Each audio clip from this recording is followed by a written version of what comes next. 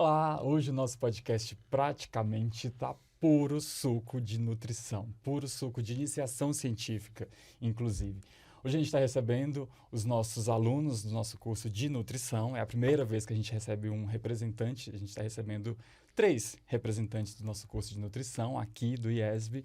E a gente vai falar sobre projetos de iniciação científica, menção honrosa que um recebeu lá na UNB. Enfim, tá um sucesso. Então a gente está recebendo aqui o Gustavo Razeira, que fez uma pesquisa sobre análise comparativa entre o overrun de espumas vegetais de grão de bico e de feijão branco, e a Larissa Faleiros, que fez a mesma pesquisa. Aliás, não é a mesma pesquisa, é pesquisa semelhante, que é análise comparativa entre a estabilidade de espumas vegetais de grão de bico e feijão branco. Gente, bem-vindo! Obrigado. Obrigada. Por receber. Vocês estão felizes de estar aqui? Sim, eu tô me sentindo muito chique. Eu também. Bom, é muito legal estar aqui, né? Ser entrevistado e tudo mais. É um prazer estar aqui Prazer. com vocês. Que bom. Vamos começar pelo Gustavo. Que história é essa que tu recebeu uma menção honrosa lá no Congresso de Iniciação Científica da UNB? Como foi isso? Eu nem acredito ainda, porque eu fiz sem expectativa nenhuma, porque eu sou naturalmente uma pessoa muito ansiosa e eu não consigo apresentar para um grande público. Inclusive, eu apresentei tudo errado na apresentação aqui mesmo no IES, porque tinha muita gente que estava diferente da UNB, que é literalmente um corredor cheio de gente, cheio de trabalho. Passando. Com calor do caramba. E daí, só vem o professor lá, te avalia, e é isso. E foi uma surpresa, né? A menção honrosa ela é uma surpresa. Você Foi. pega o aluno de surpresa. Eu tava conversando com a Larissa, sem expectativa nenhuma. Daí chega o Bernardo nas minhas costas. Ah, você passou aqui na menção honrosa, você conseguiu. Eu, que isso? Tô emocionado. Deu certo, eu venci. Foi Sim. muito bonitinho. É. Não, e porque eles atualizaram o sistema de avaliação, inclusive, porque até pouco tempo atrás era uma avaliação que ela era analógica, na forma de papel mesmo, e depois que eles computavam quem foi indicado para ter uma menção honrosa. Então agora os avaliadores eles tinham um aplicativo no telefone e a partir dessa avaliação já automaticamente gerava certificado para quem fosse contemplado, né? E aí já saiu lá na hora. Eles estavam conversando, decidindo para onde que eles iam ver. Aí eu fui checar lá para ver se estava tudo ok, formalizadinho, e tava lá, essa surpresa maravilhosa. Né? Não, e foi um orgulho pra gente. Pro IESM, é um orgulho pra ti, um orgulho pro curso em si, mas pro IESM, no modo geral, foi um super orgulho ter um aluno ali com o nome de menção honrosa na UNB. Pois é, eu não esperava que tivesse essa repercussão toda na faculdade. Teve, e deu muito bom, deu muito certo. Pois é, eu sou muito ansioso, tenho muita vergonha, não consigo ficar. Introvertidos. Eu sou ou introvertido, eu não consigo ficar muito tempo assim. E a Larissa, com a pesquisa dela? Vocês fizeram em conjunto, Isso. mas com uma mudança ali no tema. Isso. Como que foi? No caso, eu fiquei mais na parte da estabilidade, né, das espumas vegetais, e ele pro overrun. Mas eu acho que fica mais fácil se a gente explicar, né, o que é o projeto e tudo mais, senão não vai dar para entender nada. Meninas, eu queria que vocês explicassem o que é um overrun, porque eu tenho Exato. certeza que quem está assistindo a gente não Não sabe. vai saber. Vai. Bom, primeiro a gente vai entender o que vocês fizeram, né? Que foi uma análise entre grão de bico e o feijão branco. Sim. Por que grão de bico? Por que feijão branco? Onde que vocês queriam chegar? Bom, basicamente se usa aquafaba de grão de bico para substituir a proteína do ovo. O que é a aquafaba? A aquafaba é a água que sobra do cozimento dessas leguminosas. Tá. Isso. Daí, você usa ela, pra substituir aquela espuma do ovo que você faz na batedeira, que você bate a clara. Clarineve. É, clara em neve. Você bate a aquafaba e você faz uma clara em neve. Daí, nosso objetivo era substituir para ser um meio mais econômico e sustentável para o grão de bico, que o grão de bico ele é exportado, ele não é muito produzido aqui, diferente do feijão branco, que aqui é muito mais produzido. Daí, como uma alternativa para as pessoas que são alérgicas à proteína do ovo, a gente buscou outras alternativas sustentáveis, assim. Isso. E a mais utilizada é a de grão de bico. Então, a gente queria verificar se a de feijão branco teria um bom resultado, assim como a de grão de bico, por ser uma opção mais sustentável, né? E descobriram? Descobrimos. Descobrimos uma grande decepção. Mentira! Não prestou. Então, né? Prestou, assim, porque nós temos parâmetros para fazer Eu essas não sei, análises. eu acho que eu não falei, não mencionei que o professor Bernardo foi o orientador dessas duas coisas lindas aqui. O orientador de todo esse trabalho maravilhoso. Sim.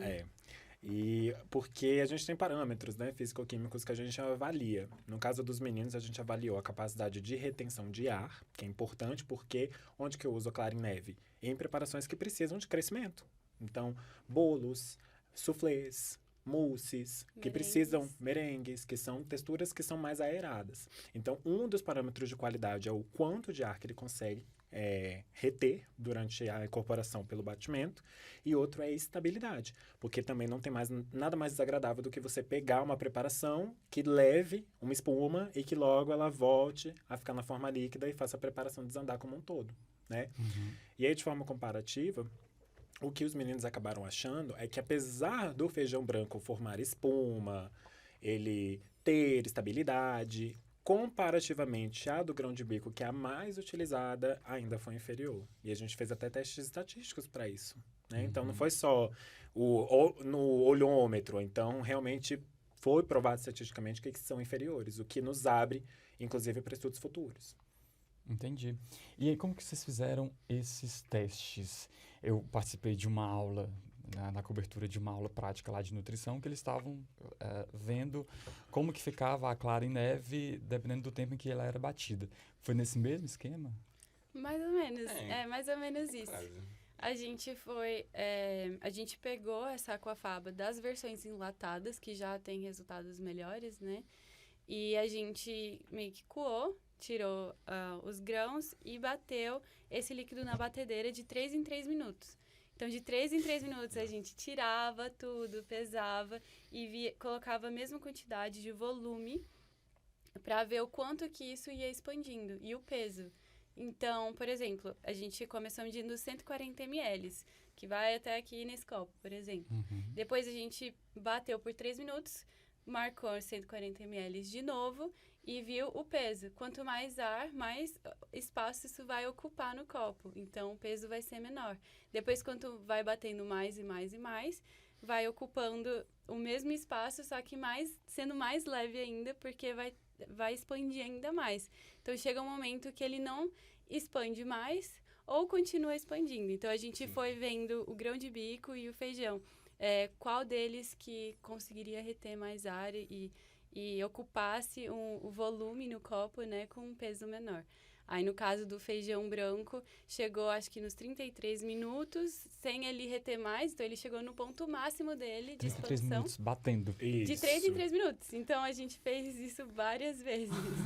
Foi Então, 3 minutos, aí depois batia de novo. Nossa. 6 minutos. E assim por diante, até chegar no 33.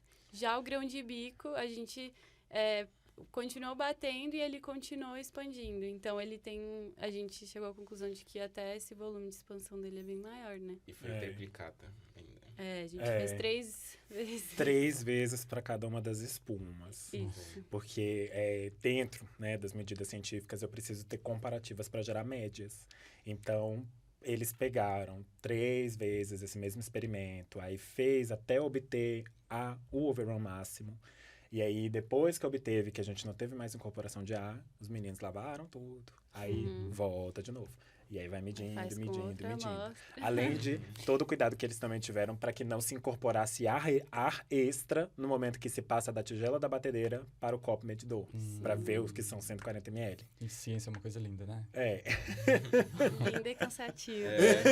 Lindo e cansativo. Saímos daqui tarde. A gente chegou praticamente meio-dia, 1h. Daí a gente ficou até a tarde da noite. Lá no laboratório. Lá no laboratório. Porque depois Isso. teve que ainda esperar as 2 horas para verificar a estabilidade, né? Depois que a gente incorporou esse ar, a gente ainda ia para outra parte do trabalho, que era ver quanto tempo que essa espuma ela ia ficar ali e não ia desandar, né? Ia descer. Então, a gente esperou essas 2 horas, de acordo com o protocolo que a gente estava seguindo da pesquisa. E aí, só depois disso, a gente pôde ir embora. Exatamente. E a estabilidade também, que foi o caso do trabalho da Larissa, também feito em triplicata. Então, Sim. três provetas, aí esperamos encher as 3. Uhum. Tá, o que que é o overrun e o que é a estabilidade? O que é o que diferencia o trabalho de um O dos dois? overrun é o quanto que a aquafaba consegue reter o ar. Então, quanto que produzir vai bolhas, expandir, né? E Aham. reter o ar. Da estabilidade é Quanto tempo que ela vai ficar estável ali, igual eu falei. Tipo, depois que já formou a expansão, quanto tempo que vai demorar? Sabe quando você faz clara em neve e aí você deixa ela parada um tempo, ela começa a criar um líquido? Sabe? ela Nunca começa a fiz, voltar. nunca cheguei nessa Nunca parte. As pessoas Mas não ela faz cozinham em isso. casa. É porque nunca deu tempo. Tipo assim, já até faço bolo, mas é ligeiro, assim, aquele Se você deixa ela muito tempo ali, tipo, parte dela vai começando como se voltar. estivesse derretendo, Entendi. sabe? Exatamente, ela desestabiliza. Desestabiliza. Porque se você for pensando no processo físico-químico, você faz uma desnaturação, que é a mudança permanente de forma dessa proteína, e a gente incorpora bolhas de ar e água. Conforme vai passando, se não tem uma estrutura que seja suficientemente estável, essa parte dessa água vai suando por parte de baixo da espuma. Então, para uma receita, o ideal é que a espuma seja o mais estável possível. Entende? Entendi. Então, infelizmente, a espuma de feijão branco não foi tão eficiente nesse parâmetro. Na questão da estabilidade. Na estabilidade e no overrun também, em comparação do grão de bico, que já é mais utilizado. Isso invalida o uso? Não. Porque ela realmente consegue formar espuma, ela tem estabilidade. Mas vamos pensar numa escala industrial de uso para que mais pessoas consigam utilizar esse produto. Aí fica a pergunta que a gente deixou no final do nosso trabalho, que são a possível utilização de aditivos. Por exemplo, ácido cítrico, ácido tartárico. Porque quando você diminui o pH dessas espumas, elas tendem a ficar mais estáveis. Mas, para ter certeza, precisava testar. Uhum. E trabalhos com... Porque, afinal de contas, a gente está falando sobre ciência. Exatamente, E é teste. E a aquafaba de Evidências. feijão, ninguém fez ainda. Só tem um estudo que fez com feijão, que é o tipo fava. Sim, Fava. Feijão branco Fava. ninguém fez ainda. Fava é uma delícia, eu adoro fava. eu acho que eu nunca provei. É um feijão gigante, assim. Eu Mas já é vi feijão foto. mesmo aquilo? É. Eu sou nordestino, maranhense, a gente tem em abundância muito lá no Maranhão, mas eu não sabia que era feijão, achava que era tipo uma fava. Fava, não, é feijão fava. Faba beans. Entendi. Olha, é bom saber. Sim. E aí, essa aquafaba é uma solução para pessoas que têm intolerância ao ovo, Alergia. alergia Uhum. e que são, de repente, veganas. É. E aí eu posso fazer bolo e aproveitando. Dá pra fazer tipo merengue em tortas, assim. Vocês fizeram mousse. Dá pra fazer tanta coisa. Em aula prática eu já cheguei a fazer mousse. Porque é bom, porque, por exemplo, vários aspectos. Porque pensa numa produção industrial. Clara de ovo não pode ser utilizada crua, porque o risco de contaminação com salmonela, por exemplo, é altíssimo. Imagine para você servir uma mousse para 600, 800 pessoas. Sim. Não vamos pensar só em casa, vamos pensar num cruzeiro, vamos pensar num restaurante, num evento. Se você não usa uma clara pasteurizada que é cara, você pode usar uma espuma vegetal, que aí ela já passou pelo processo de cocção, já inativou o micro-organismo, e aí você consegue utilizar sem medo de alguém se contaminar. Então, isso é uma das coisas interessantes.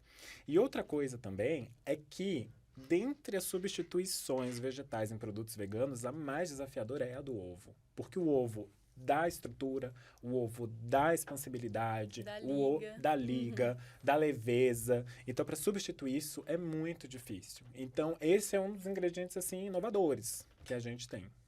Como descobriram essa possibilidade do grão de bico? Eu, de fato, não conhecia. Eu fiquei sabendo na tua aula. Não é tão antigo, é algo de 2008 para cá. É recente. É recente. Mas isso parte da hipótese porque a pessoa viu visualmente que parecia uma clara de ovo e ela experimentou bater. Porque o que acontece? A clara de ovo, ela tem proteínas na composição dela. Ela é majoritariamente água e proteína. E no caso do grão de bico, quando a gente cozinha ele, parte das proteínas que está dentro dos grãos sai para essa água de cocção. Então, do mesmo jeito que a gente consegue mudar a estrutura da proteína da clara de ovo para que ela retenha ar e água, a gente consegue fazer isso com essa água que as proteínas do grão de bico foram parar. No mesmo caso do feijão, da lentilha, das mais diversas leguminosas. Claro que, a depender da proteína que eu tenho nessa minha leguminosa, eu vou ter uma espuma mais estável ou não. Uhum. E qual que é o tempo ideal de bateção ali? Vocês- É, assim, Existe um tempo ideal? Existe. Que vocês fizeram o... Foi o que ele achou. sim. É, foi lá pelos 33, 36 minutos. 36 minutos batendo. É. Nossa, é bem diferente de ovo. Bem Então, diferente. o ovo é Sim. bem mais rápido. Você chega no ponto ali É. em poucos Não, minutos. e comparativamente, por exemplo, os meninos acharam um overrun de 180, de 180 a 300%, enquanto uma clara de ovo in natura, ela chega em 1.400. Sim. Então, ela incorpora muito mais ar em Sim. comparação. O grão de bico chega muito perto da do ovo, mas o feijão branco ainda não. Menos da metade. É, não. O feijão branco tá, assim, rastejando. Mas é muito interessante de ver, assim, que você pega a espuma, você vira e ela não cai. Igual, tipo, o clara em neve. né? Exatamente. Mas, mesmo assim, não tem um resultado tão bom se a gente for comparar, né? É, Exatamente. Mas ainda assim, dá pra fazer um bolo, dá pra fazer uma mousse, Sim, dá. dá pra sim, fazer tudo. dá pra fazer Sim. tudo. Só que tem que consumir rápido. Exatamente. Então, para uma preparação que ela vai ter uma vida de prateleira baixa, ela é o ideal. Né? Sim. Mas para uma preparação, por exemplo, vamos pensar numa maionese, que precisa desse tipo de característica, já não seria ideal, porque com 5, 6 dias ela vai destabilizar toda, você vai ter um suco. Sim. Como que vocês estão em qual semestre? Eu tô no sexto. Eu tô na oitava. Como que esses jovens estudantes acabaram de sair do ensino médio, se imaginavam pesquisadores ali, entrando na iniciação científica? Que momento que vocês decidem entrar de fato nas pesquisas? Assim, eu tô completamente fora da minha realidade, porque eu era completamente um aluno mediano, assim, no colégio. Era, tipo, 5, 6, às vezes 7, 8. Daí eu estava no colégio militar, daí eles gostavam de colocar a média de todo mundo ao mesmo tempo. Não. E deixava a amostra pra todo mundo. Daí todo mundo via assim, tá lá, Gustavo, lá embaixo. Nossa, eu não sabia que eles faziam essa Exposed, exposição querida. toda. É, Isso não é muito pedagógico, né? Né? Daí sempre tava lá nos medianos, final. assim, no final. Na minha escola, né, eles faziam, tipo, um mural com as melhores notas, tipo... Né? Então, tinha lá medalha ouro, prata, essas Lá coisas. você sabia Aí, de o vez primeiro de e vez o em último. quando eu tava ali. De vez em quando...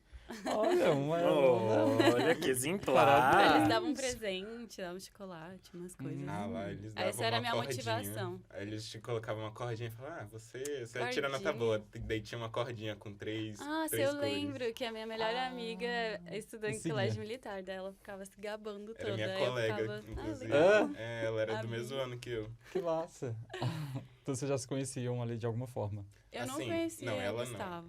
Eu e a amiga dela, que é do... Não, mas eu digo assim, vocês se conheciam de forma indireta, né? Sempre tem um amigo Tinha que é amigo em amigo do comum. outro Sim, e tal. a gente... É. Mas e aí, como é que foi a história? Tava no ensino médio, de repente chega na faculdade. Daí na faculdade eu comecei a me dar bem. Porque, assim, é algo que eu gosto. Une as matérias que eu gostava, assim, que era biologia, química e exatas. Que eu tinha mais afinidade. Daí eu falei, pô, perfeito. Tem tudo isso no curso de nutrição? Tem. Nossa, bom que eu tem não sou tanta nutricionista. matemática no curso de nutrição. Mas tem, né? Eu não sabia que tinha tanta igual. Basicamente agora. matemática. Exatamente. Matemática com ciências aplicadas, assim, Sim. na velocidade de crescimento das Na coisas. minha cabeça, antes era só, tipo, aprender sobre os alimentos. Tipo, algo Eu também assim. achava que era isso. Cenoura Mas- é bom para. Nossa, mas a gente vai... sim, e é o que a gente menos vê, assim, É. coisas tão específicas, são umas coisas Sim. super aleatórias que a gente Tá aprende. bom. Mas, ok, vamos chegar nessa parte, um tópico à parte, essa questão do curso de nutrição. O que que se aprende? Porque eu tinha, no meu senso comum, de que aprendia sobre os alimentos, que são mais Imagina, saudáveis e 4 não sei o anos quê. também aprendendo só sobre a função de cada alimento. Ia ser bem seria, chato. seria. Mas aí, pesquisador. Daí, tipo, aqui eu achei meu lugarzinho, né? Aqui eu tiro minhas notas boas. Aqui eu tô de boa. E aí, Daí eu lembro que para essa pesquisa, eu e a Larissa, a gente já tinha feito um trabalho muito bom antes. Eu posso falar disso?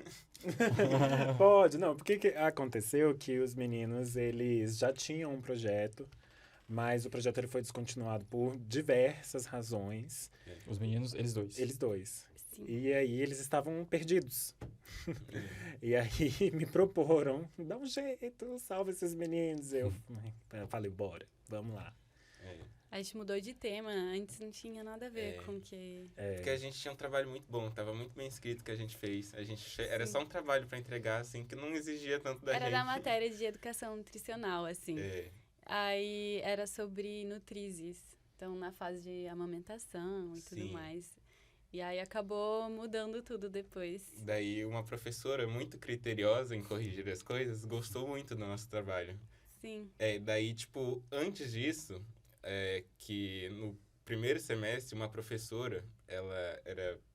Qual que era a matéria que ensinava a gente a fazer os projetos? Metodologia Acho de que é pesquisa. metodologia. Isso, metodologia de pesquisa. Ela disse assim, pô, é bom que vocês tentem investir o tempo de vocês tentando fazer pesquisa enquanto vocês estão na faculdade. Daí eu fiquei, pô, vou levar essa informação pra frente. Daí chegou esse trabalho que a gente fez nessa professora extremamente criteriosa em corrigir as coisas. Quem que é a professora? É a Priscila, só que ela não tá mais aqui. Ah, tá. Ela não está mais entre nós, que ela foi fazer um doutorado super chique nos Estados Unidos. Desculpa. Daí ela gostou muito. Daí eu falei, pô, se ela gostou, é porque tá muito bom. Daí eu falei, Larissa, vamos tentar Submeter isso. Daí eu fiquei tipo, pô, onde é que vai abrir esse edital? Que, assim, passou um ano. Daí a Larissa aproveitou esse ano que passou, porque a gente não tava entendendo muito bem como é que submetia. E não tinha, assim, os professores estavam, não sei muito bem como. A gente não tava achando um coordenador também pra Vocês precisavam de um orientador. de um orientador pra isso. Daí a gente não tava achando. Daí a Larissa queria fazer como é que era? O que você fez fora? Ah, tá. É que na época eu tinha trancado a faculdade. Porque eu fui ser voluntária na Ásia. E aí eu fiquei fora, e aí bem na época abriu o edital.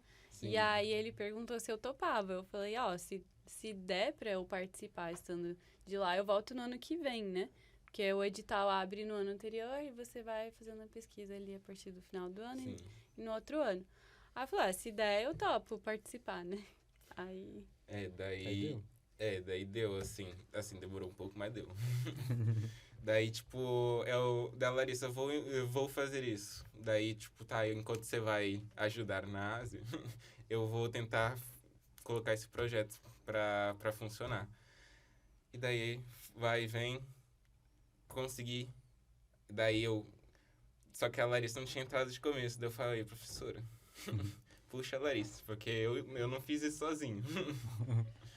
Daí, vai e vem, deu muito problema, não deu. A Larissa voltou, ela começou assim, e tipo, junto comigo, daí, não deu até o meio do ano. Daí chegou o Bernardo pra salvar a gente. Mas vocês fizeram a inscrição Fizemos.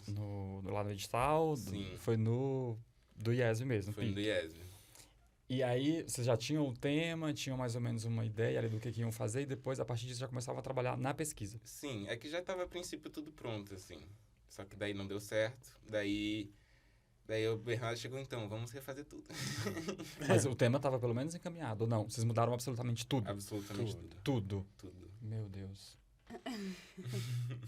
E aí? Por que tu decidiu mudar tudo?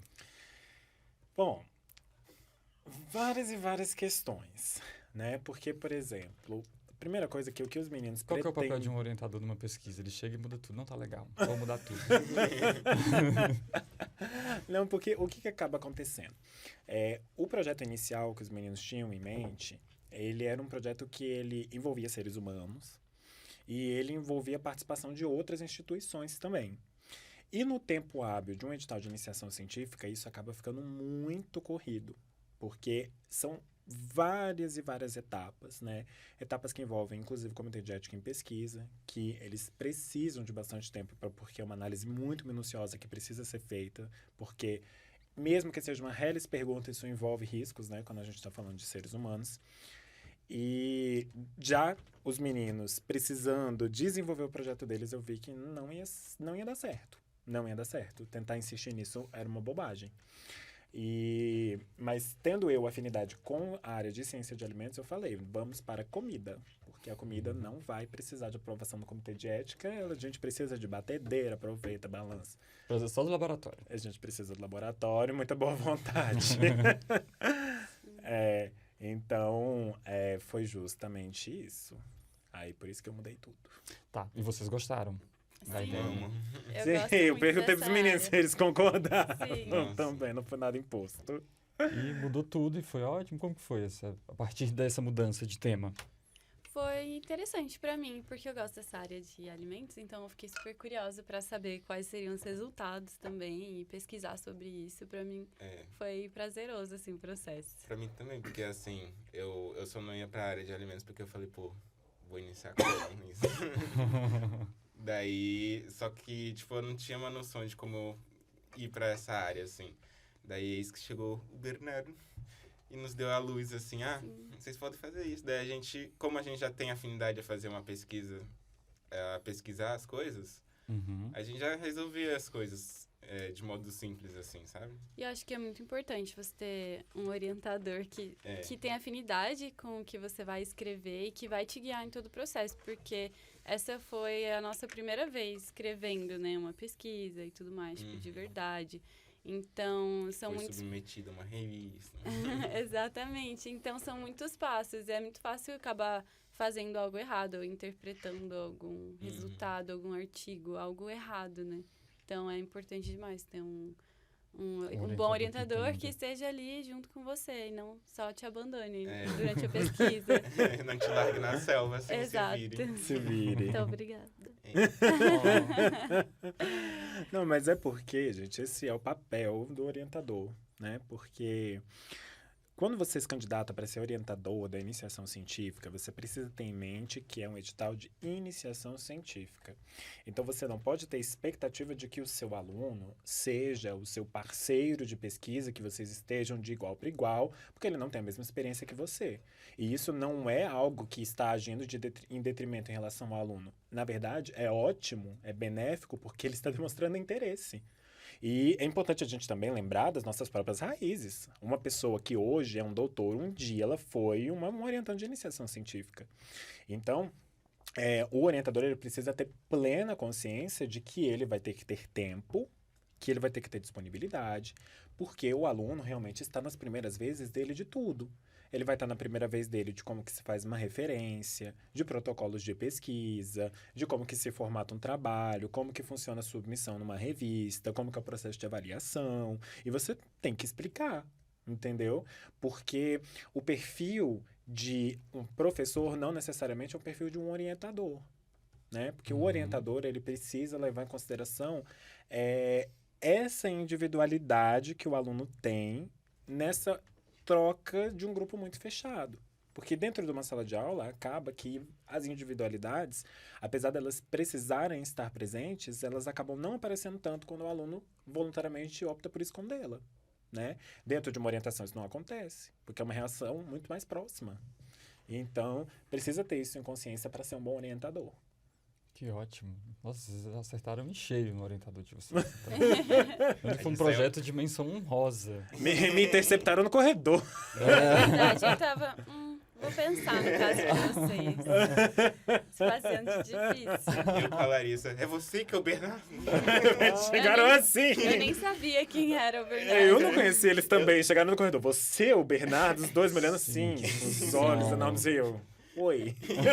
Tudo bom, porque menino? me deram uma característica, o Bernardo é assim, daí ele tá lá no refeitório ali. Daí deu, Larissa, bora procurar ele lá. Daí eu, então é esse aqui. Chegaram os dois com os olhos assim, tipo... Eu achei que ele era um aluno, uma carinha de aluno. Tem cara de aluno. Esse, mó novinho. Ah, eu acho que não, Gustavo. Acho que não, ele. Não, acho que é sim. Aí eu vi o crachá. Ah, é verdade. Como crachá é importante. Sim. E o que mudou na vida de vocês? Vocês acham que vocês estão muito mais experientes, muito melhor preparados para o mercado depois desse projeto? Nossa, com certeza. Nossa. Sim. dá até vontade de você continuar nessa área, assim, de Sim. pesquisa. E pretendem? Ir para um mestrado. Assim, algo do eu tipo. gostei muito. Eu queria muito continuar. Continuar. Uhum. Quer. Quer. quero. É importante. É porque queria, porque ainda não terminei o Naquela coisa de ainda... Mas é indo. questão de meses, né? É. Questão de meses. Mas a iniciação científica é uma coisa que te pica e você não sai nunca mais do meio acadêmico, Ou né? você odeia, ou você continua. Acho que é o 880. No caso, É. vocês amaram, né? Eu sim. gosto bastante. Eu Eu também gosto gosto. muito dessa área de pesquisa. Eu acho que a iniciação científica, ela, de fato, tem o objetivo de formar novos pesquisadores. Mas não necessariamente todo mundo se identifica. E a gente precisa, de fato, de profissionais de todos os perfis. Então, ao mesmo tempo que eu preciso de nutricionistas pesquisadores, eu preciso de nutricionistas operacionais. Eu preciso de nutricionistas que sejam bons líderes. Eu preciso de nutricionistas de várias vertentes, várias soft skills diferentes, porque é assim que eu consigo fazer com que a profissão cresça. Porque se eu tenho somente pesquisadores, a parte da ponta, que é que precisa da inovação, não chega. Tanto que, por que nós submetemos o trabalho em uma revista? Por que eu sou tão enfático quanto a isso? Porque a gente precisa comunicar ao máximo de pessoas possíveis as nossas descobertas, né? Porque não é apenas uma questão de ego, vamos publicar e vamos ser autores, mas uma questão relacionada à comunicação dos nossos achados. Porque para outras pessoas que pensem, será que o grão de bico pode ser substituído por outra coisa? Que elas procurem, encontrem o nosso estudo e vejam o que a gente já testou sobre isso. Para que eles elaborem novas hipóteses, para que eles possam replicar. Por isso que é importante que o trabalho também esteja bem escrito, né? Então, é bem nesse âmbito. Porque por exemplo, um nutricionista em uma unidade de alimentação e nutrição saiba como atender os clientes dele que sejam alérgicos ao ovo, a gente começa a desenvolver isso aqui. É na academia que começa. Exatamente. Já chega tudo pronto para ele. Vocês pensam mesmo em continuar no meio da pesquisa? Ou vocês ainda estão nessa coisa, meu Deus, o que eu vou fazer depois que eu me formar? O que vocês esperam da vida depois da formatura? Aí, Gustavo tá mais perto desse início da eu da quero vida continuar com adulta, pesquisa realmente. também, mas eu também tenho as áreas de interesse, assim, que eu quero. Tipo, eu gosto muito da área esportiva, assim, que eu tenho aula com a professora Isabela. É. Nossa, maravilhosa. Ela é... Eu adoro a professora, adoro a aula dela. Eu acho muito boa. Daí me surgiu muito mais interesse, assim. E eu acho muito mais, assim, eu gostei muito mais da área esportiva, assim, do que a Hospitalar. por exemplo. Eu acho que também uma coisa não exclui a outra, sabe? Você É. pode continuar pesquisando igual o Bernardo, né? Ele é pesquisador, Exatamente. professor, atende consultório, É. tudo. Ele Exatamente. faz tudo. Não, Gente, porque uma questão que a gente precisa lutar na nutrição é não colocar a nutrição em caixinhas, Sim. né? Porque é muito comum, porque por conta da estrutura curricular de um curso de nutrição, que a gente veja as coisas de forma segmentada. Mas a segmentação, ela é uma estratégia pedagógica para que a gente consiga fazer o crescimento de um entendimento maior. Não é uma regra a ser seguida. Não é uma teoria de abordagens, por exemplo. Então, as coisas precisam caminhar juntas. Sim. Então, eu sou nutricionista de UAN, eu não tenho nada a ver com saúde pública. Errado. A UAN, que é uma unidade de alimentação e nutrição, como um restaurante comunitário, ela existe para sanar uma necessidade de saúde pública. Entende? Então, quando você atende alguém, você está pensando em saúde pública, em saúde individual. Você pode ser um pesquisador que aplica suas pesquisas, depois de publicadas, em pacientes. Né? Você pode trabalhar das mais diversas formas. Né? E a gente vai interdialogando. Por exemplo, eu já tive a oportunidade de conduzir uma pesquisa sobre suplementos alimentares e composição e ingredientes que eles têm. E o que a gente achou foi que barrinhas de proteína, por exemplo, elas são muito processadas, elas têm gordura vegetal hidrogenada, muito açúcar, são chocolates proteinados, não são super saudáveis como são vendidos, né? E eu, ao mesmo tempo, sendo nutricionista de consultório. Então, eu já tinha provas por A mais B de que esse não era um alimento que devia constar na minha prescrição. Até uma análise por custo mesmo, um whey protein, que seja, a dose é mais barata do que uma barrinha de proteína. Nossa, sim. Sim. As barrinhas são bem caras mesmo. Caras e com composições horríveis. Sim. E tá na moda, né? Aí todo mundo acha que tem que ter a barrinha. Tem que ter a barrinha, ficar tem que esquentar no forte. micro-ondas, porque é um substituto para o doce maravilhoso.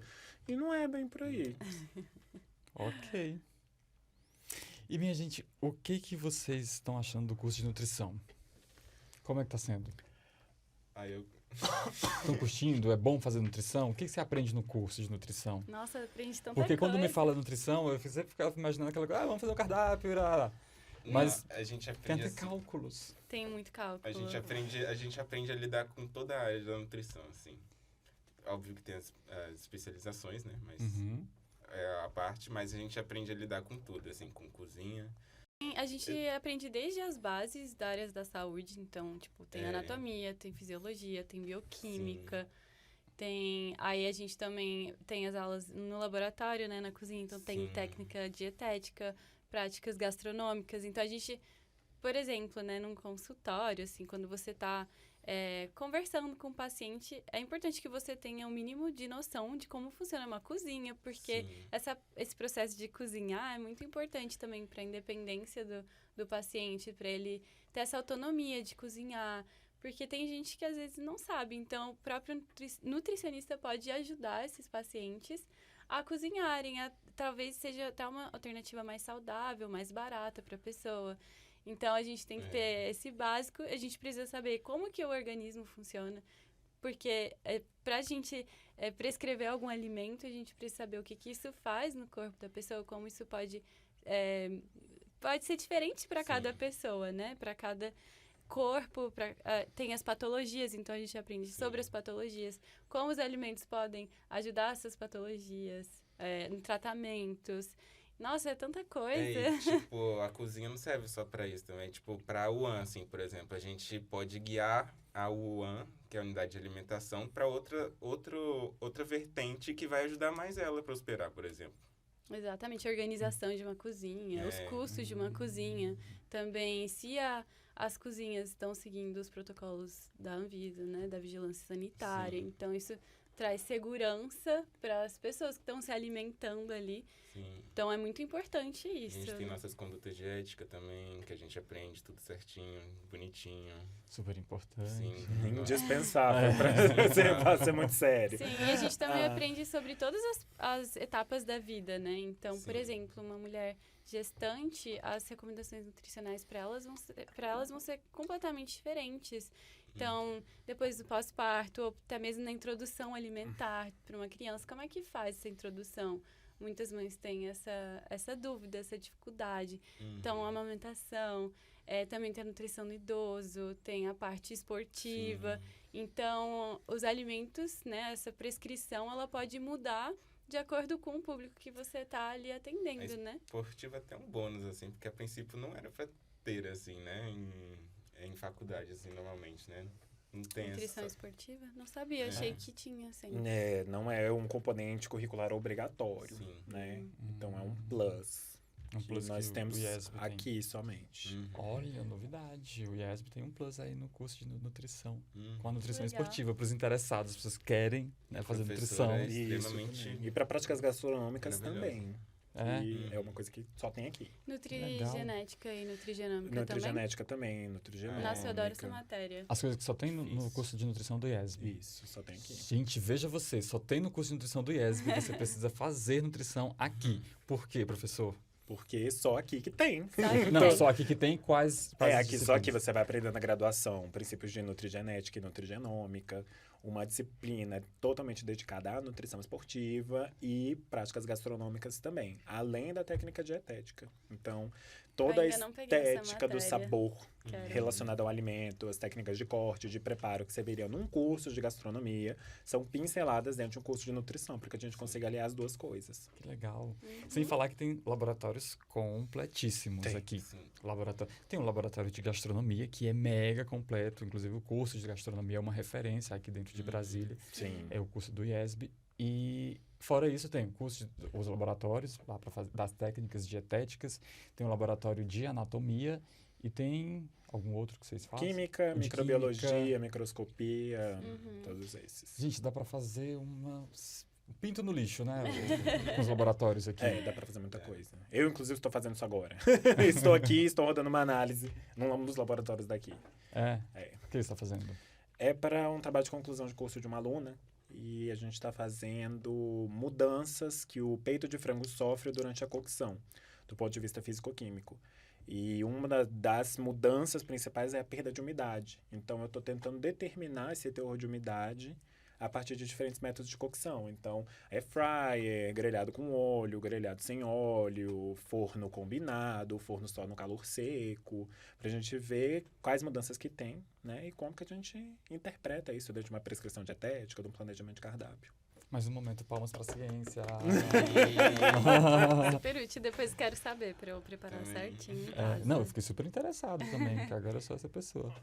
Se Deus quiser, Essa área vamos de publicar isso aí alimentação é também. muito boa. Estamos fazendo várias análises para isso. Também muito tempo de fogão. Muita dedicação. Muito tempo. Essa é uma análise Nossa. mesmo que demora 8 horas. Nossa, Então, eu comecei a fazer ela 2 da tarde. Ela vai ficar pronta só à Só noite. de escutar o professor discutindo com ela, com essa aluna, o TCC, eu fiquei, que demora. Depois da iniciação científica, vocês já vão fazer o TCC e vocês já vão estar muito mais preparados, bem Com preparados. certeza. Pro Então, TCC. comigo também. Vocês já estão pensando no TCC? já Não, estão ele já fazendo. vai se Ele formar agora sequestrou no a final gente do aqui. ano. O teu já é o quê?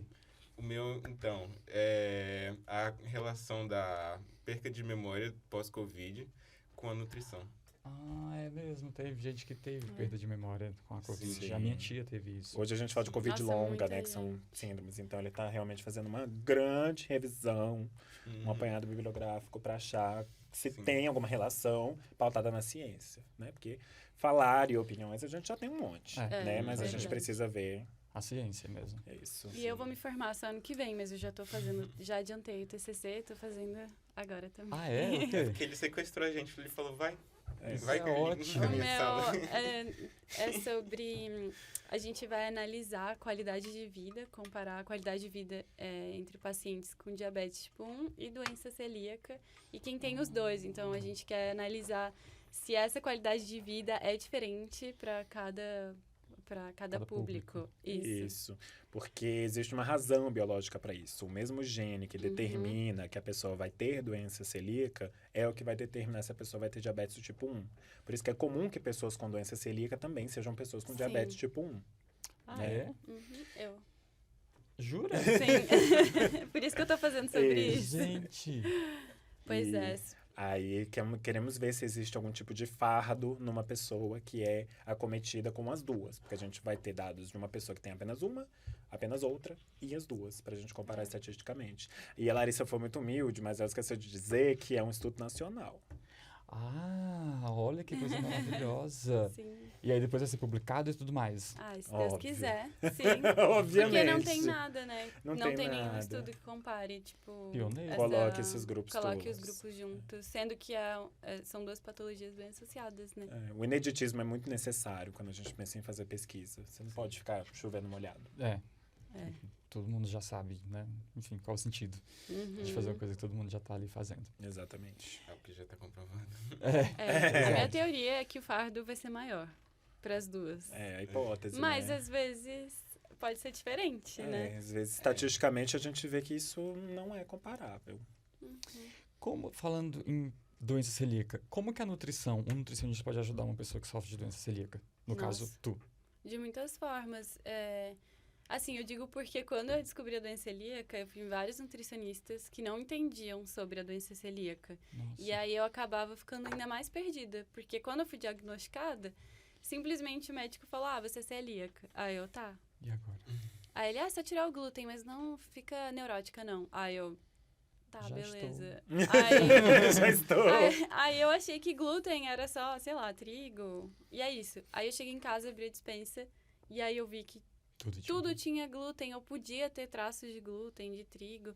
Aí eu, gente, não é possível. Tipo, Não vou comer mais nada. até tempero, molho de tomate... Maionese, grão molho de shoyu. bico, tipo, algumas coisas falavam. Pode conter chiclete, por exemplo, Trident. Caraca, Tem chiclete eu não Trident que sabia. pode ter glúten. Nossa. Então, tipo, a gente tem que olhar o rótulo de tudo. E aí, como a gente vive numa sociedade que é a gente come muito pão, a gente tem esse costume, né, de, café da manhã é pão, janta é pão, hambúrguer, pizza, bolo, tipo, são coisas que estão muito no nosso cotidiano. Então, você fica perdido. Tipo, como é que eu vou substituir tudo isso? Um pão sem glúten é R$30. É uma fortuna. E é, tipo, metade do tamanho. E aí, como é que eu faço um pão sem glúten? Tipo, eu nem sabia que dava pra fazer pão sem glúten até eu ser celíaca. Técnica dietética. Exatamente. E aí, eu fui numa nutricionista, aí ela fez comigo uma lista. Você pode comer isso e você não pode comer isso. Foi basicamente isso, a consulta. Aí eu fiquei, tipo, nossa... Tá, isso eu já sabia. Tipo, me explica outra coisa. Nada então, eu esclarecedor. fui aprender muita coisa sozinha na internet, com as redes sociais, tipo... E aí, eu fui descobrindo que tinham várias possibilidades de... até mesmo para cozinhar, tem como você fazer um mix de farinha sem glúten, tem como você substituir. Você começa a perceber que os alimentos, eles são tantos, que você tem diversas possibilidades de combinações. E você não precisa comer pão no café da manhã todo dia. Você pode comer cuscuz, você pode comer uma tapioca, você pode comer, sei lá, um pudim de chia. Você pode fazer tantas coisas diferentes e a gente sai um pouco dessa monotonia alimentar, Exatamente. Né? E o Brasil não é o país do trigo. O Brasil é o país da mandioca. Pois é. Mandioca é uma delícia. Então, depois eu meio que fui aprendendo muita coisa sozinha. Eu falei, nossa, eu podia... sabe, me especializar mais nessa área e ajudar pessoas com isso, porque eu meio que aprendi tudo na marra, assim. E aí, hoje eu vejo que não é um bicho de 7 cabeças, sabe? Mas que se eu tivesse tido a orientação necessária e específica, teria sido muito mais fácil o processo, porque pra mim foi super dolorido, foi super complicado no início. Quando que foi que você descobriu? Eu descobri em 2019. Com quantos anos? Eu tinha 18 e ia fazer 19. E Nossa. na época eu estudava direito, eu nem fazia nutrição. Nossa! Fiz outro curso. E não era aqui também, eu estava em São Paulo, tipo... Aí, enfim, muita coisa. Mas como que se descobre? O glúten, a doença celíaca, ela surge na vida da pessoa? Ela já nasce? Como é que é isso? Na verdade, é uma doença autoimune. Então, você tem que ter o gene para desenvolver. Então, você pode ter o gene positivo, mas você pode nunca desenvolver a doença. Você precisa... desencadear a doença. Isso pode acontecer com vários fatores ambientais e tudo mais, mas você pode ter o gene ali e nunca desenvolver a doença também. Então, no meu caso, eu tinha o gene e em algum momento da minha vida eu desenvolvi. Eu posso ter desenvolvido há muito tempo, antes do meu diagnóstico, e não sabia, que às vezes ela acaba sendo um pouco silenciosa. Você pode estar ali com a doença ativa sem saber. Sim, não necessariamente é uma doença sintomática. Então, muitas vezes as pessoas elas procuram esse tipo de rastreamento porque elas têm, no caso das crianças, dificuldade de crescimento, dificuldade de manutenção do peso, ou no caso dos adultos, porque tem diarreias muito constantes, porque tem muitos desconfortos gastrointestinais, queda de cabelo, quebra unhas que não... Até mesmo infertilidade. Infertilidade, ou então, no caso mais sério, você pode ter um câncer, entendeu? Sim. Então, hoje já é de praxe que se faça o screening, né? Que é pedir os exames necessários para isso, para que a gente ou elimine essa hipótese ou confirme essa hipótese. Sim. No meu caso, os meus sintomas maiores, assim, eram deficiências nutricionais. Então, meu ferro sempre foi baixinho, assim. E aí, a minha alimentação era rica em ferro. Eu também sempre fazia adição de uma vitamina C ali junto, tipo limão, coisa assim, pra melhorar essa absorção. E, tipo, sempre ficava baixinha. Eu falava, gente, não é possível. E aí, os médicos falam que é menstruação, não sei o quê. E aí, cheguei numa endócrina nova. E a primeira coisa que ela perguntou, você sabe se você é celíaca? Falei, não, ela, vamos investigar, porque às vezes pode ser isso. Aí eu, nossa, mas eu já sabia um pouco da doença. Eu falei, eu não passo mal, eu não tenho gases, eu não tenho diarreia. Tipo, meu intestino sempre funcionou muito bem. Que a maior dificuldade do celíaco, geralmente, é em relação a isso. Os sintomas mais fortes são esses gastrointestinais. E eu nunca me senti inchada, nem nada. Então, eu falei, gente, eu não sou. Claro que não. Aí chega o exame. Aí chegou o exame e tava lá, tipo, anticorpo super positivo. Tipo, acho que normal até 7, o meu tava 100 e pouco. Isso. Aí ela ficou olhando assim, não posso te dar o diagnóstico, porque você precisa fazer uma endoscopia pra confirmar. Que aí vê a destruição do intestino ali, das microvelocidades, que são responsáveis por absorver os nutrientes. Isso é outra coisa que a gente aprende na nutrição, né? Tipo, que às vezes não adianta sua dieta tá boa se seu trato gastrointestinal não tá bom, porque você tá comendo de tudo, tá comendo super, mas não tá absorvendo direito. Exatamente. Uhum. Passa tudo direto. Às vezes precisa fazer alguma reposição, sei lá, intravenosa, coisa assim, que não precisa passar pelo intestino pra absorver.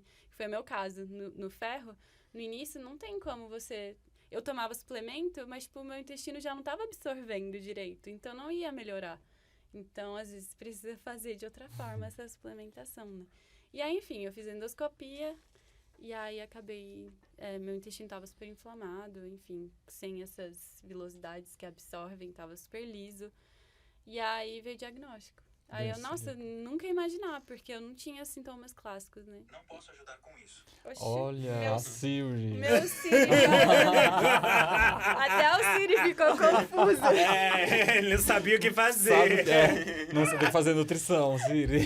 Veio fazer nutrição aqui. Pois é, isso aprendi aqui no IESP. Mas enfim, foi Gente, isso. adorei. Muito É. bom. Mas aí tu decidiu, sou celíaca, tô fazendo direito, não tô feliz no curso, vou pra nutrição. Foi assim? Ou não tão linear? Depois disso, como eu comecei a me aproximar mais dessa área de nutrição, né? Porque eu comecei a pesquisar receitas mais saudáveis, eu parei praticamente de comer industrializado, não porque eu queria, mas porque eu Porque fui todos- forçada Todos para... tinham glúten. Então era saudável, não por opção, era tipo isso.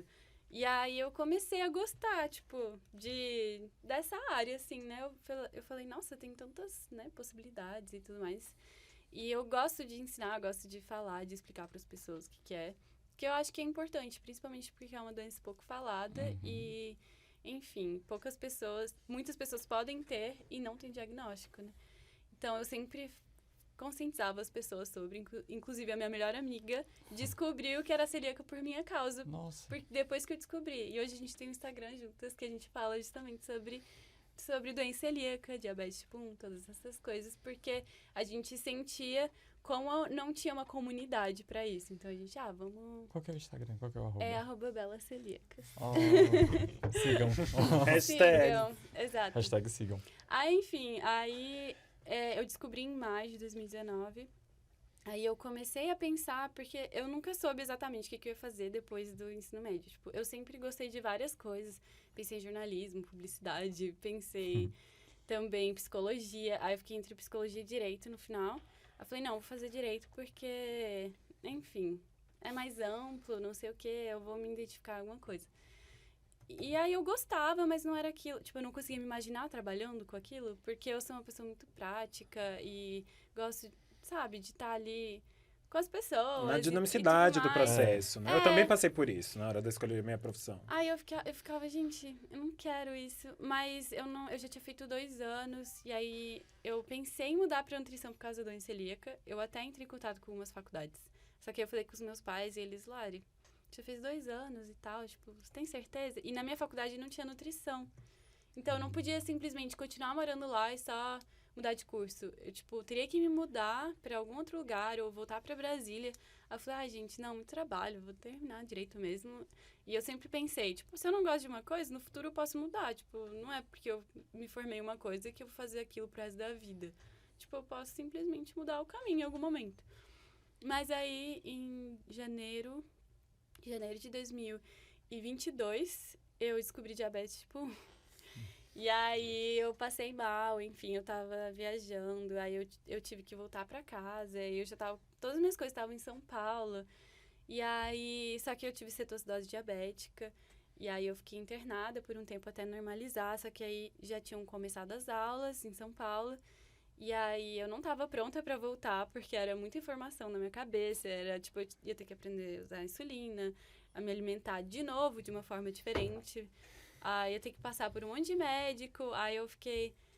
Até eu fazer tudo isso, voltar pra São Paulo, eu já perdi metade das aulas. Aí eu também estudava no interior, então, tipo, não ia ter tanto acesso, assim, tipo, a bons médicos, bons profissionais, enfim. E eu não tinha cabeça pra isso, porque muita coisa. Eu tinha acabado de receber o diagnóstico de doença celíaca. Aí eu descobri diabetes. Aí eu falei, cara, o que aconteceu comigo? Tipo, não é possível. Tipo, tudo isso em mim em tão pouco tempo. Sim. Então eu fiquei, tipo, muito abalada. E aí eu já tava em Brasília. E aí eu falei, não, pela minha saúde mental, eu vou tirar um semestre off pra eu relaxar, pra eu aprender mais sobre as minhas doenças, pra me cuidar, enfim. E aí, eu percebi que eu ia ficar muito à toa e ia ficar muito triste. Eu falei, gente, se eu não fizer nada, eu vou ficar em depressão aqui. Tipo, eu não posso não fazer nada. E aí, como eu já tava com essa curiosidade de nutrição, meus pais falaram, Lari, por que você não começa, tipo, nesse semestre, só pra você ocupar sua cabeça, e depois você volta pra São Paulo com direito. Aí, uai, tá bom. Aí, eu entrei em contato com algumas faculdades. E acabou que eu gostei muito do IESB, porque era mais perto da minha casa também. Eu tinha gostado da estrutura e tudo mais. A coordenadora do curso na época que, também me ajudou demais. Ela me ligou, ficou 1h30 comigo no telefone, me explicando cada coisa. Ela foi tão atenciosa que eu falei, nossa, eu vou estudar lá. Então, mas, tipo assim, os meus planos não era ficar. Tipo, era voltar pra São Paulo no segundo semestre. Só que aí eu percebi que eu me apaixonei pelo curso de nutrição. E eu, gente, como é que eu nunca tinha pensado nisso? Tipo eu nunca tinha nunca tinha passado pela minha cabeça. A Tipo, nutrição escolheu você. Foi literalmente isso. Tipo, aí eu falo que a única coisa boa que as minhas doenças me trouxeram foi o Belas Celíacas e foi o curso de nutrição. Porque hoje eu, tipo, me encontrei completamente no meu curso. Que legal. E eu gosto muito. E eu sei que com isso eu também posso adquirir mais conhecimento para ajudar mais pessoas que passam pela mesma coisa que eu, né? Inclusive, já até trabalha na área, né? Ah, é? Tá fazendo estágio? Isso. Tô fazendo estágio. Como que tá rolando? Eu tô fazendo estágio na PGR. Eu fiz um concurso no início do ano.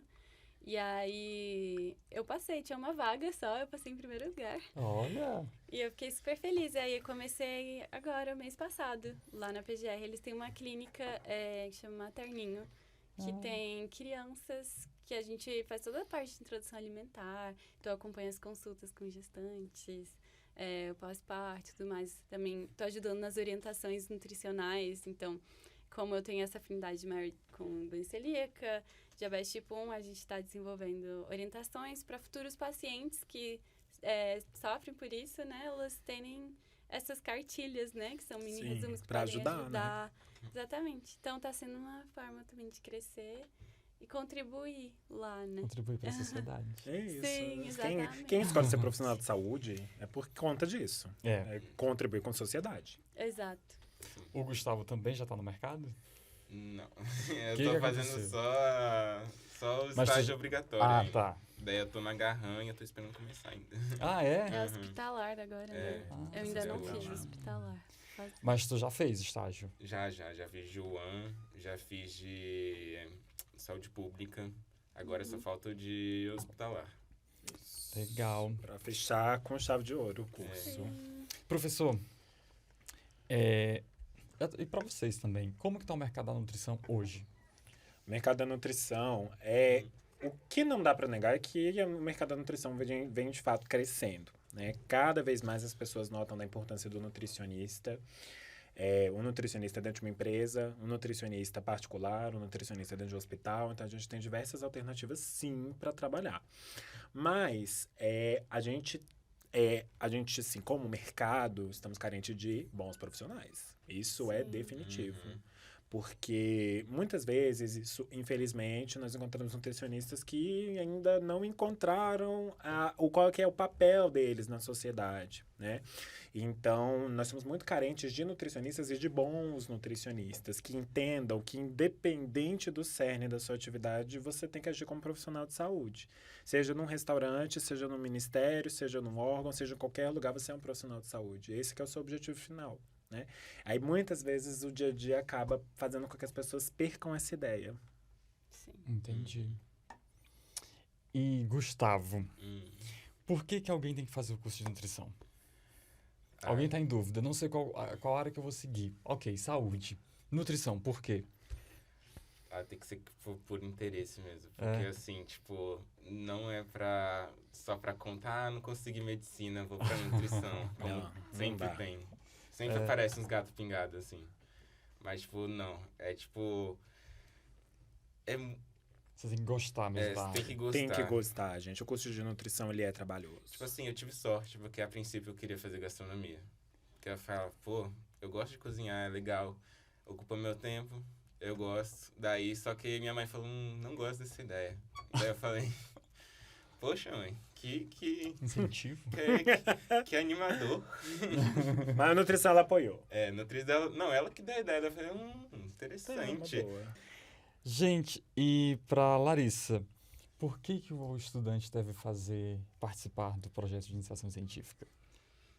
Eu acho que é super importante para você desenvolver um senso crítico também, para você aprender a pesquisar, tipo, de fontes seguras, de boas revistas. Você começa a aprender mesmo a de onde tirar suas informações. Então, imagina, sei lá, no futuro, quando a gente der de cara com algum paciente, com alguma dúvida, você saber que você não vai dar um Google ali e olhar no tuasaude.com. E você ir atrás realmente do que todos esses cientistas, né? O que todas essas pesquisas falam. Então, você realmente buscar de fontes seguras. Você aprende a escrever, que eu acho super importante. Eu comecei a aprender a escrever, assim, artigo foi em direito. Isso que me aproximou mais dessa área de pesquisa. Eu gosto bastante. É uma coisa que foi boa graças ao direito. Eu olho cheio de orgulho para esses dois. área. Porque eles estariam topando tudo. Eles foram muito solícitos. Eu fui Eu propondo. fui na curiosidade mesmo. Eu fui, pô, Eu sempre vou testar. gostei de escrever. Eles não foram alunos preguiçosos de jeito nenhum. Eles foram muito, vamos. Tava aqui, vamos pra lá. Dava Vamos, pra ter desistido, viu, várias vezes. faz Não isso, desisti. faz aquilo. Insistiram. Eles tiveram, assim, garra. Eles foram eu falo que eles subiram a montanha, atravessaram o rio. Gente. Eles foram. É que a princípio a gente poderia desistir a qualquer momento também. É. Mas o Bernardo não deixou. Não deixou, deixei. desistiu. E aí A gente nem quis. e eles também nem consideraram, isso não foi nenhuma conversa. Então a gente foi. E uma coisa que eu sempre faço questão para os meus orientandos e fiz para eles é dar oportunidades, né? Assim como eu tive oportunidades. Eu tive orientadores que me deram oportunidade, então eu acho que é mais do que justo que eu seja um orientador que dê oportunidade Nossa, também. Nossa. Então, tem congresso, vamos lá levar o trabalho de vocês pro congresso. O trabalho deles, inclusive, está submetido numa revista. Revistas demoram, né, para dar esses pareceres, mas é uma revista de alto impacto e ela já passou por várias etapas, o que é um indicativo positivo de todas as formas. Qual que é a revista? É o International Food Science Journal. Eu nunca decoro esse nome. Gente, chique vocês. chiquérrimos. Equalizar, né?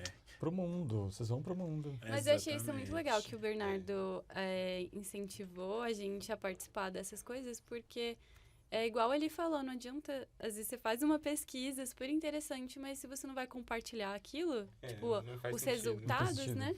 Exatamente, então a gente conseguiu tirar o máximo de proveito da iniciação. Então não foi só uma iniciação que parou por aqui, né? Sim. Mas a gente levou pro congresso, graças ao Bernardo, que eu nem sabia que estava acontecendo o congresso.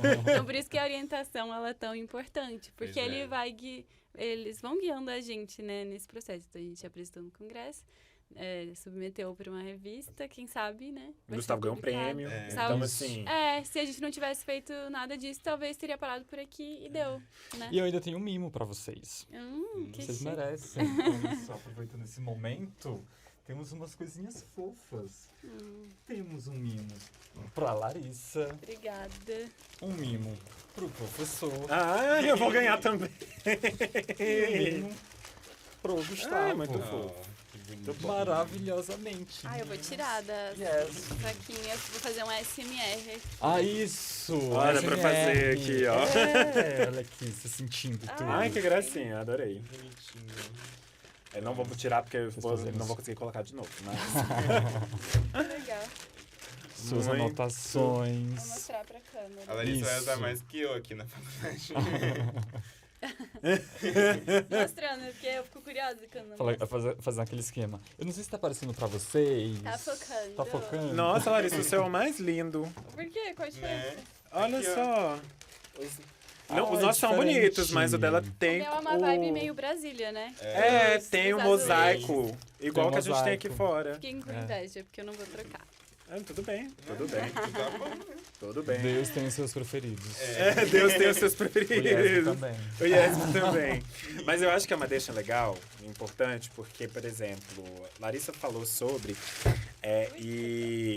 Vou fazer iniciação científica tem vários benefícios, né? Porque os benefícios não estão apenas no nível do empírico, da experiência que os meninos adquiriram para a vida.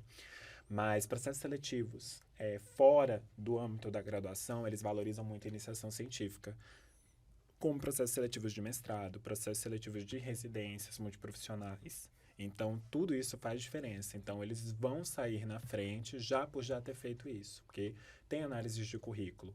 E para concursos públicos, para outras provas, eles terem apresentado em congresso, eles terem sido premiados e eles terem artigos publicados, isso também vai fazer diferença. Tudo conta ponto, né?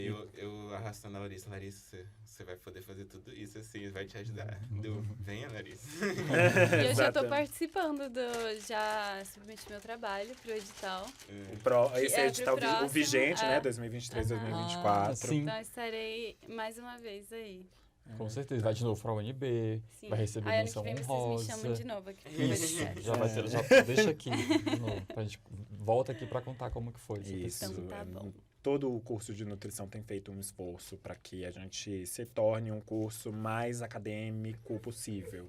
Então, todo o corpo docente está envolvido nesse esforço de produzir mais ciência. Então, a gente vai ter outros professores orientando iniciação científica nesse ano. Se Deus quiser, vamos trazer aí mais prêmios para casa. Vamos começar a colecioná-los. Espero que sim. Né? Publicações também, tudo isso. Bernardo, Perfeito. eu lembro dele chegando cansado na aula de TCC, falando, não, tô cansado, pra atacar a gente no congresso da UNB. Eu estou cansado justamente que eu dei toda a minha atenção para vocês. Vocês acham que iniciação científica dá trabalho, gente? Dá trabalho. Meu Deus, eu tenho que apresentar, eu não tenho. Estava ensaiando até as 3 horas da manhã. Eu fiquei até tarde, porque eu não sou bom nesse tipo de coisa. Eu tenho zero qualquer tipo de experiência apresentando coisas assim. Afinidade com oratória. Nossa, eu sou horrível, terrível. Todos eles desenvolveram talentos. Ela que traduziu o nosso artigo inteiro Que legal. Daí, eu fiquei Jesus Cristo. Como é que vai ser? Mas você se preparou e deu super certo. Eu me preparei, eu fiquei olhando pra parede. Treinando, assim, a fala, tentando falar, assim. Daí, ainda bem que a professora que apareceu era super gente fina. ela, eu fiquei com super à vontade, assim, daí eu consegui apresentar tranquilo, assim. Aquele calor tava difícil. Tava bem quente aquele dia. Nossa, bem acho que foi um dos quente dias mesmo. que eu passei mais calor na minha vida.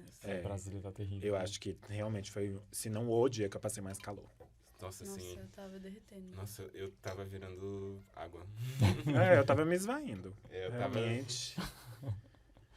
Gente, eu amei o nosso papo. Foi Também maravilhoso. Assim, a gente, né, apresentamos o curso, falamos sobre a iniciação científica. Adorei conhecer mais sobre a nutrição. Eu acho que quem nos assistir também vai ficar super empolgado, conhecendo muito mais sobre a história de vocês, sobre a iniciação científica e sobre o curso em si. Vocês gostaram? Sim, foi adorei. muito bom, muito legal participar. Adorei. Foi bom, professor? Foi ótimo, foi Perfeito. ótimo. Realmente eu não imaginei que eu estaria fazendo isso esse ano. Foi uma experiência nova, minha primeira vez, e eu achei interessante. Me deu novas ideias, motivações. É isso. A última coisa que eu esperava era um podcast. Quem sabe comparar numa disciplina da nutrição, hein? Vamos lá. Pois é, vamos ver. Vamos Pode ser abrir isso. Nutri Podcast. Pode ser um podcast do curso, imagina, que legal. Ou então fazer um podcast de apresentação de trabalhos, que já rola no curso de pedagogia. Inclusive, o professor de pedagogia recebeu um prêmio maravilhoso em São Paulo, um prêmio nacional, na verdade, pela inovação na apresentação de TCCs, que ele fez em formato de podcast.